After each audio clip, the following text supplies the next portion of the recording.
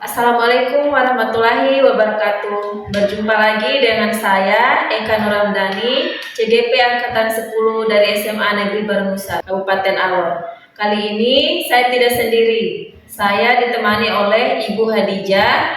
Beliau adalah salah satu guru di SMA Negeri Barunusa. Assalamualaikum Ibu Hedi. Waalaikumsalam. Bagaimana kabar Ibu? Alhamdulillah luar biasa baik. Alhamdulillah ya. Jadi hari ini kita akan adakan percakapan pra-observasi ya Bu. Sebelum nanti saya akan amati jalannya proses pembelajaran di kelas. Sebelum saya melakukan proses supervisi di kelas. Adapun tujuan dilakukan observasi untuk mengetahui dan mengevaluasi jalannya proses pembelajaran yang Ibu lakukan di dalam kelas. Dan kenapa kita hari ini melakukan percakapan pra-observasi? Sebagai persiapan awal sebelum nanti Ibu melakukan kegiatan pembelajaran agar lebih siap dan lebih percaya diri sehingga memberikan pembelajaran yang terbaik bagi murid. Begitu ya Bu? Adapun beberapa pertanyaan Bu yang akan saya sampaikan pada Ibu. Yang pertama berkaitan dengan tujuan. Jadi kira-kira tujuan pembelajaran yang ingin Ibu capai di kelas itu apa? Baik, jadi berdasarkan rancangan pembelajaran yang sudah saya buat, adapun tujuan pembelajaran yang akan dicapai oleh peserta didik di dalam kelas adalah peserta didik dapat mengidentifikasi sifat-sifat eksponensial dengan baik dan benar. Baik, area pengembangan yang ingin Ibu capai atau Ibu ingin lakukan pada saat observasi apa Ibu? Ya, baik. Untuk area pengembangannya, di sini saya memilih dua. Yang pertama itu pengetahuan, yang kedua itu adalah keterampilan. Untuk area pengetahuannya, penilaiannya itu saya ambil dari pesta tulis, dan untuk area keterampilan itu penilaiannya saya ambil dari diskusi kelompok dan juga nanti penugasan berupa portofolio. Baik, jadi ada pengembangan yang ingin Ibu capai adalah bagian aspek pengetahuan dan juga aspek keterampilan pada siswa ya Bu. Ya. Nah, saya ingin mendengarkan bagaimana rancangan pembelajaran yang Ibu akan terapkan di dalam kelas nanti. Mungkin dari strategi pembelajaran, model pembelajarannya, ataupun dari metode pembelajarannya. Ya, baik Bu. Untuk strategi pembelajarannya, di sini saya menggunakan strategi pembelajaran terdiferensiasi yang terintegrasi dengan pembelajaran sosial emosional dengan menggunakan model pembelajaran PBL (Problem Based Learning) yang nanti saya akan menggunakan metode diskusi juga, diskusi kelompok dan juga tanya jawab, dan juga nanti akan saya gunakan penugasan juga. Baik, PBL ya Bu. Jadi rencana yang akan Ibu terapkan di dalam kelas menggunakan strategi pembelajaran berdiferensiasi ya Bu, yang diintegrasikan dengan pembelajaran sosial emosional menggunakan model pembelajaran problem based learning dan juga dengan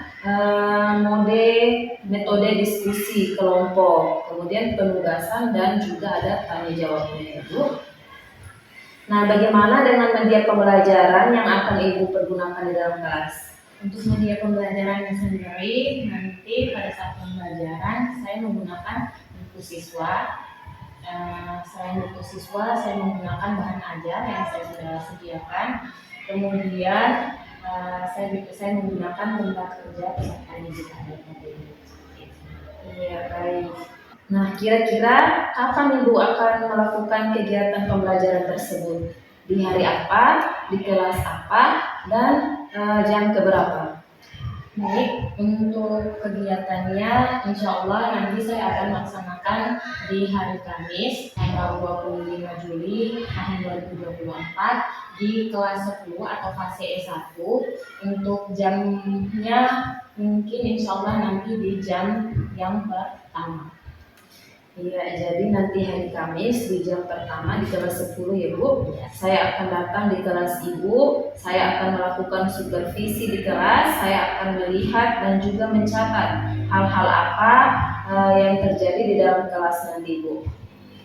Nah, nanti setelah Ibu melakukan kegiatan observasi atau pembelajaran di dalam kelas, kita akan adakan percakapan yang terakhir, yaitu percakapan pasca observasi ya Bu.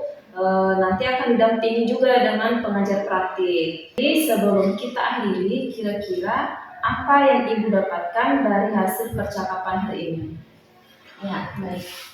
Yang saya dapatkan dari percakapan observasi ini adalah saya mendapatkan gambaran terkait dengan media yang akan saya gunakan pada kegiatan observasi di kelas nanti. Baik Ibu, terima kasih atas waktunya dan sudah bersedia berbincang-bincang dengan saya percakapan praobservasi. Sampai bertemu di kegiatan observasi di kelas ini Ibu. Demikian percakapan hari ini. Sampai bertemu di kegiatan observasi di kelas dan juga percakapan pasca observasi. Wassalamualaikum warahmatullahi wabarakatuh. Terima kasih Ibu Hedi. Sama-sama. Assalamualaikum. Waalaikumsalam.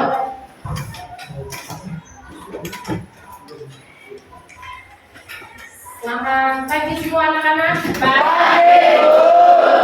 Apa kabar kalian hari ini? Baik. Alhamdulillah. Oke. Hari ini sudah tahu kita belajar apa? Oke, sebelum kita memulai pelajaran kita hari ini, Ibu minta salah satu dari kalian untuk maju di depan untuk bisa memimpin kita berdoa sebelum kita memulai pelajaran kita. Oke. Dan berdoa memulai pelajaran kita masing-masing. Berdoa mulai.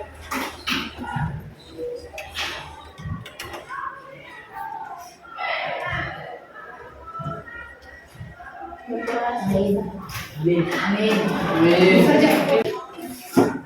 Pelajaran kita hari ini itu materinya tentang topiknya tentang eksponen dan logaritma.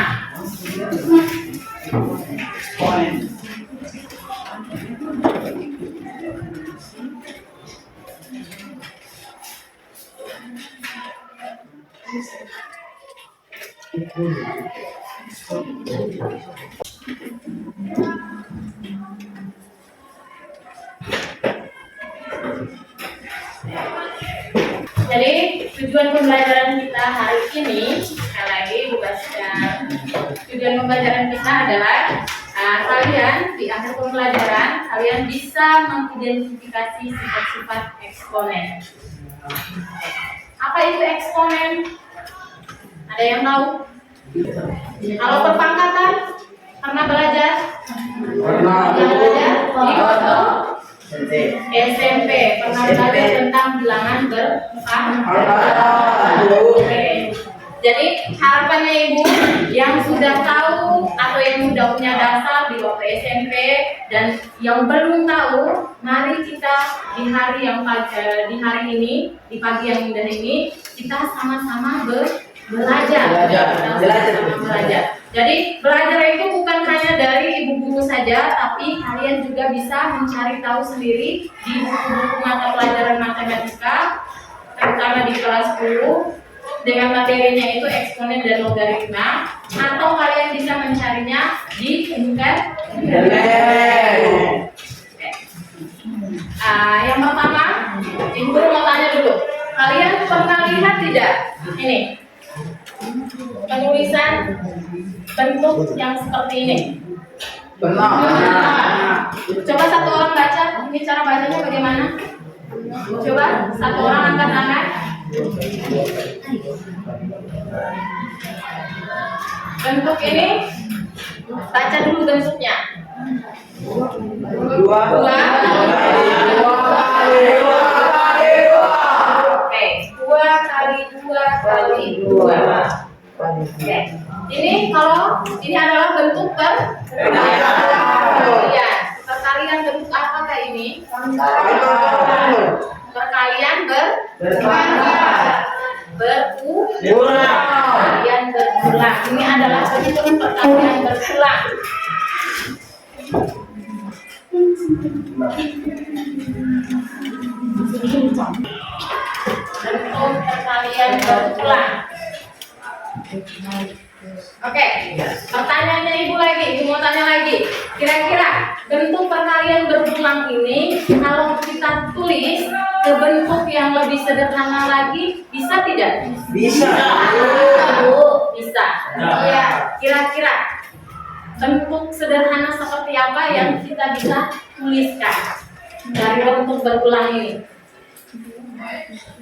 2 pangkat? 2 pangkat? 4.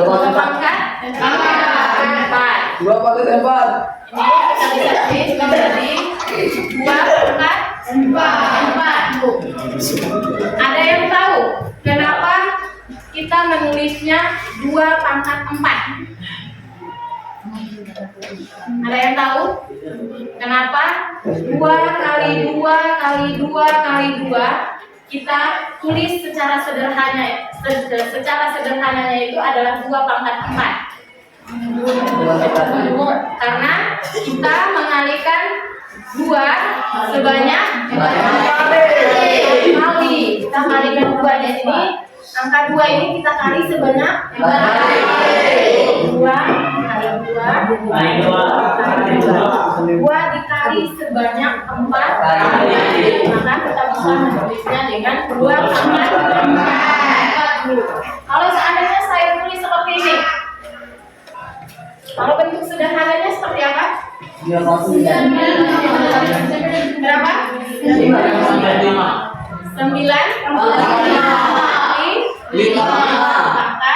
Kita bisa menulisnya menjadi 9 pangkat 5. Atau secara bahasanya 9 dikalikan sebanyak 5. 9 dikali sebanyak 5. Kalau misalkan saya tulis bentuknya seperti ini,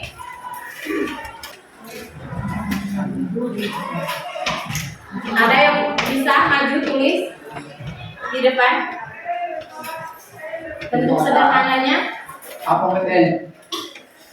Bentuk sederhananya ada yang bisa menuliskannya di papan?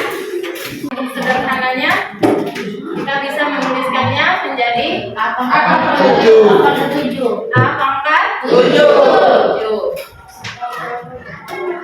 A pangkat 7. Karena di sini A dikali sebanyak dikali.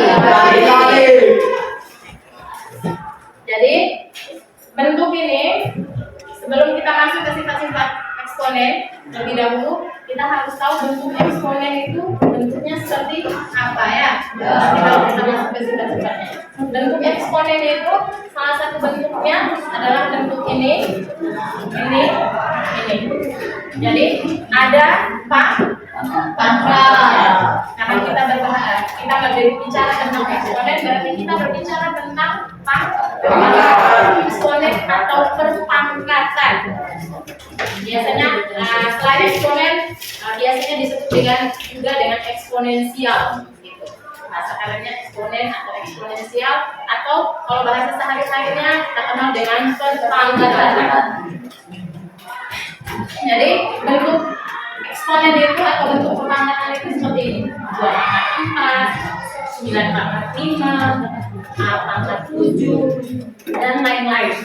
Bisa juga ini X pangkat 2, Y pangkat 3 itu merupakan bentuk perpangkatan.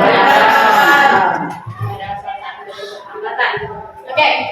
Yang dari perpangkatan itu ini kita kenal contohnya ini bentuk A pangkat 7. A itu kita sebut dengan bilangan pokok. Betul sekali. Tepuk tangan dulu. Siapa namanya? Yunita. Oke. Kalau 7 kita sebut dengan bilangan berpangkat atau bilangan pangkat. Jadi A itu sendiri adalah bilangan pokok. Terus 7 ini adalah bilangan pangkat. 7 itu adalah bilangan pangkat. Oke, sebelum kita masuk ke ini sifat-sifat mengidentifikasi sifat-sifat eksponensial. Nah, Ibu mau kasih kalian eksperimen dulu. Eksperimennya adalah tepuk tangan. Nanti ikut ya. Ibu berikan contoh terlebih dahulu. Tepuk satu. Ibu perhatikan itu. Ya. Dulu yang kasih contoh dulu. Tepuk satu. Tepuk dua. Tepuk tiga. Tepuk empat. Tepuk lima. Yes, gitu. Lalu terakhirnya yes. Tepuk satu, tepuk dua, tepuk tiga, tepuk empat, tepuk lima. Ulang.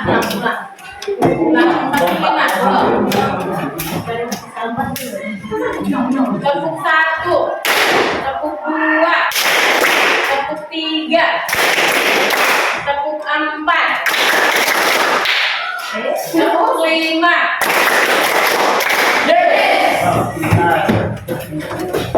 Oke, masih semangat toh? Oke, kita masuk ke mengidentifikasi sifat-sifat eksponensial atau sifat-sifat perpangkatan. Jadi untuk mengidentifikasinya, Ibu akan bagi kalian dalam beberapa kelompok. Oke. Masing-masing kelompok itu berjumlah 4 orang. Jadi ini nanti kelompok 1, kelompok 2, kelompok 3, 4, 5, 6, 7. Jadi ada 3 kelompok. Silakan fungsinya di mana saja. Jadi sebelum kita melanjutkan kita punya materi, jadi kita akan kalian akan dibagi ke dalam beberapa kelompok. Oke. Kelompoknya sudah ada. Nanti kalian akan mengerjakan lembar kerja peserta didik LKPD yang akan Ibu bagikan ini. Setiap kelompok masing-masing mengerjakan satu LKPD.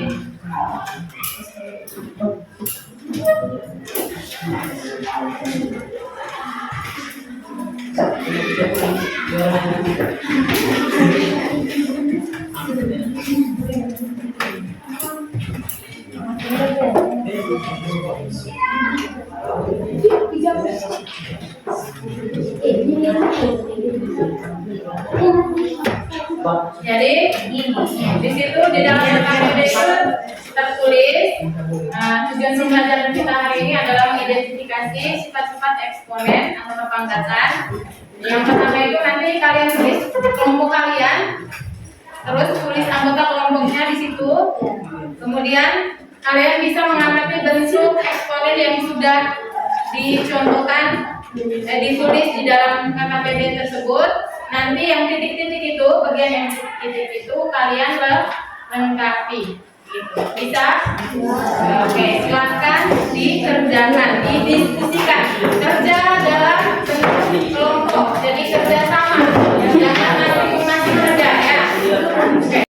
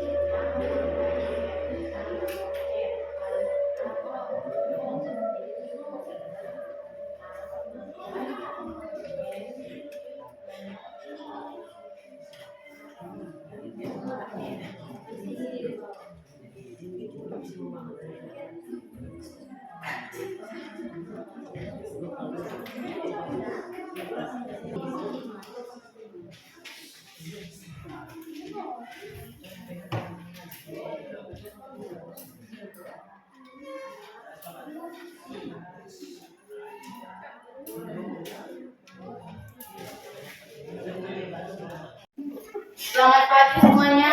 Pagi. Terima kasih atas kesempatan untuk kami.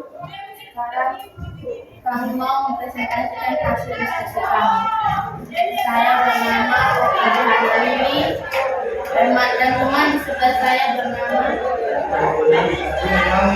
mengajarnya.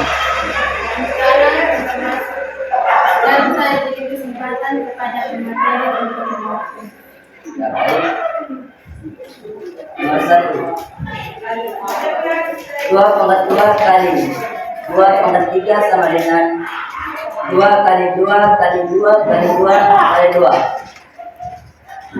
Sebanyak 5 kali. 2 pangkat 4 dipangkatkan 2 sama dengan 2 kali 2 sebanyak 4 kali. 4 kali dikali 2 kali 2 sebanyak 4 kali. Sama dengan 2 pangkat 4 dipangkatkan 2 sama dengan 2 pangkat 8. 2 pangkat 2 kali 2 sama dengan 2 pangkat 8. 2 pangkat 4 kali 2 sama dengan 2 pangkat 8. Jadi A pangkat M pangkat dipangkatkan N sama dengan A. Demikian presentasi dari kelompok kami. Kami berikan kesempatan kepada kelompok lain untuk memberikan saran atau pertanyaan. Kesempatannya kami berikan.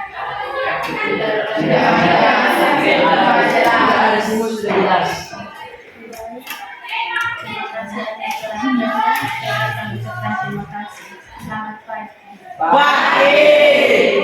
Kita beri tepuk tangan yang meriah untuk kelompok 3 yang sudah memaparkan hasil diskusi mereka. Ayo kita beri tepuk tangan.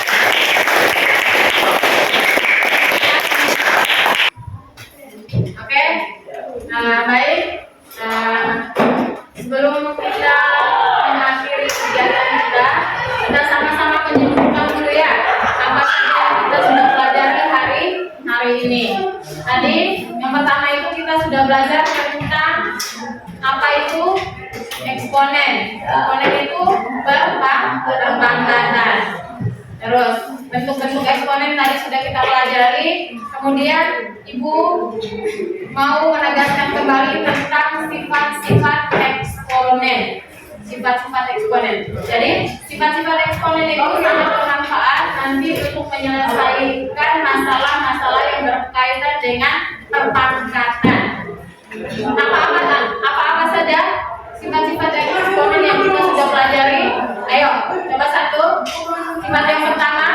A pangkat M kali A pangkat N sama dengan A pangkat M tambah N.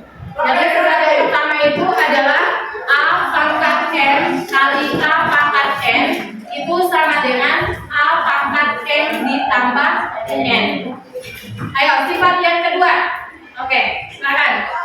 A pangkat M dikurangi A pangkat N sama dengan A pangkat M kurang N. Jadi sifat yang kedua itu A pangkat M dibagi atau per A pangkat N sama dengan A pangkat M kurang N. Sifat yang ketiga.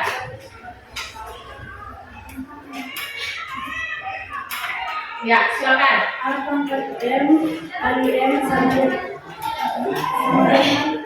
A pangkat M kali N. Sifat yang ketiga itu A pangkat M dipangkatkan N itu sama dengan A pangkat M kali N. Baik, terima kasih karena sudah menyimak materi kita hari ini. Jangan lupa sampai di rumah belajar kerjakan tugas yang sudah diberikan tadi. Oke. Kemudian sebelum kita menutup pembelajaran kita hari ini, mari kita tutup pembelajaran kita dengan berdoa. Ibu minta salah satu teman kalian untuk bisa membawa kita dalam doa.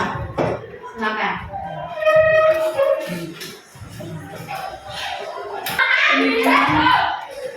Sebelum kita menutup materi kita, mari kita berdoa dan berdoa menurut ajaran dan percaya kita berdoa.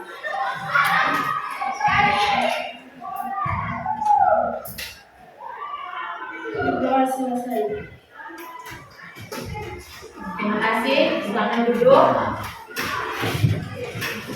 Oke, karena sudah berakhir,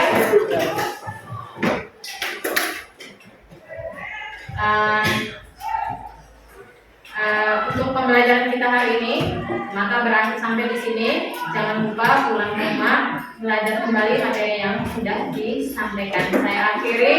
Assalamualaikum warahmatullahi wabarakatuh. Salam.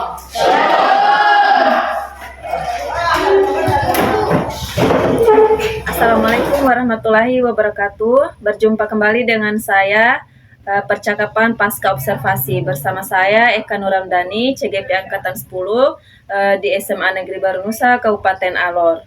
Saya masih ditemani oleh Ibu Hadijah sebagai guru yang telah diobservasi pada kegiatan supervisi akademik. Selamat pagi, Bu Hedi. Selamat pagi. Bagaimana kabar Ibu hari ini? Alhamdulillah luar biasa baik. Alhamdulillah sehat ya Bu. Baik, di percakapan pasca observasi ini saya akan memberikan pertanyaan-pertanyaan kepada Ibu terkait dengan jalannya proses observasi pada kelas yang sudah Ibu lakukan dengan tujuan untuk mengevaluasi sejauh mana proses pembelajaran yang sudah Ibu lakukan. Untuk pertanyaan yang pertama, bagaimana nih Bu perasaan Ibu terkait dengan jalannya kegiatan observasi kelas yang sudah berlangsung? Baik, perasaan saya pada saat kegiatan observasi berlangsung, awalnya saya merasa tegang, ada sedikit tegang, tapi alhamdulillah semuanya berjalan dengan lancar dan baik. Alhamdulillah ya Bu, bisa berjalan dengan baik. Baik Ibu, bisa diceritakan kembali Bu, area pengembangan apa yang Ibu lakukan dalam kelas, kemudian langkah-langkah atau tahapan pembelajaran apa yang sudah Ibu lakukan di dalam kelas. Oke, baik. Untuk area pengembangannya di sini waktu pas observasi itu ada dua. Yang pertama itu pengetahuan dan yang kedua itu keterampilan. Untuk pengetahuan itu saya mengambil dari lembar kerja peserta didik yang sudah dikerjakan secara bersama di dalam kelompok tersebut. Kemudian untuk nilai keterampilannya itu saya mengambil dari nilai penugasan berbentuk portofolio, yaitu hasil penulisan kembali materi yang sudah diperoleh pada pembelajaran tersebut berupa rangkuman materi. Begitu. Ya baik, jadi area pengembangan yang Ibu lakukan berkaitan dengan pengetahuan dan keterampilan. Iya. Oke. Kalau untuk tahapan pembelajarannya, nah yang pertama itu kita mulai dengan kegiatan pendahuluan, kemudian di mana kegiatan pendahuluan itu dimulai dengan salam, berdoa, kemudian menanyakan keadaan dan kehadiran siswa-siswi, kemudian memotivasi siswa, kemudian menyampaikan tujuan pembelajaran.